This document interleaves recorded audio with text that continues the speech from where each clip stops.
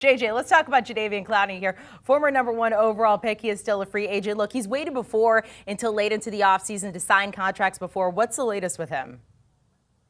Yeah, exactly that. This is following a very similar pattern for Jadeveon Clowney. We just talked about how Gronk isn't interested in OTAs and minicamp. Well, Jadeveon Clowney's probably less interested in OTAs and minicamp. And that's no issue with me. One's voluntary, one's mandatory. But if you are not under contract, there is nothing that is mandatory for you. And so Jadeveon Clowney can sit back. He and his representation can haggle over dollars and cents with a certain team or teams. But ultimately, as I ask around the league, there is no expectation that Clowney would be signing with anyone really before the middle of June. We see his sack totals there. And in 2021, in his one season with the Cleveland Browns, he finally matched the production that he had in 2018 when J.J. Watt was opposite him, and Watt had 16 sacks in that season. Now he has Myles Garrett opposite him.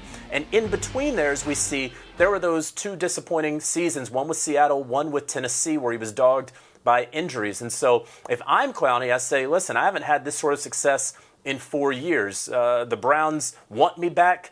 We can talk about the money. They're fine if I don't make it back by the start of mandatory minicamp, as long as I'm there for the start of training camp. That's where I would see Clowney here this season. John, do you agree the best landing spot for him is back with the Browns?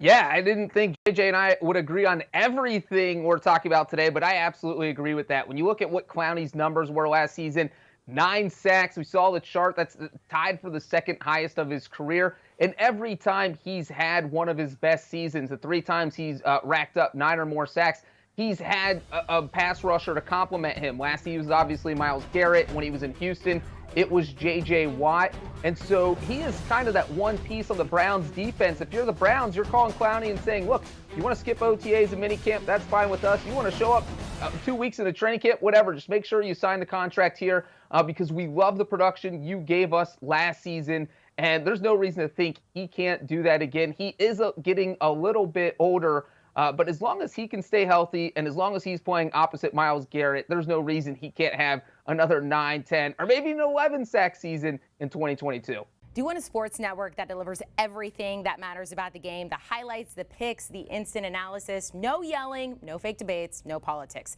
Hit the subscribe button and never miss a moment.